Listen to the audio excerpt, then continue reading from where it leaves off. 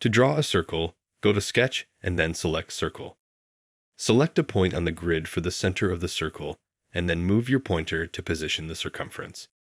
To specify an exact dimension for the circle annotation, enter a value on a keyboard or use the numpad.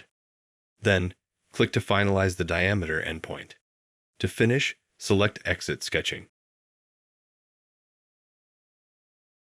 In design history, sketches you subsequently create on the same plane generate a single step in the History sidebar. To view or refine history parameters for a specific sketch step, find the step for your sketch action and open the expandable card. From there, you can modify the plane and projection parameters for your sketch. To change the plane where you want your sketch to be, click or tap, edit or select the side plane. Choose a new plane or face and then select Done to finish. If you have existing linked projections on your sketch, indicated in purple, you will find a summary of the items below the projection parameter. To edit the projections on your sketch, click Edit and then select or deselect the items you want to include or exclude. To finish, select Done.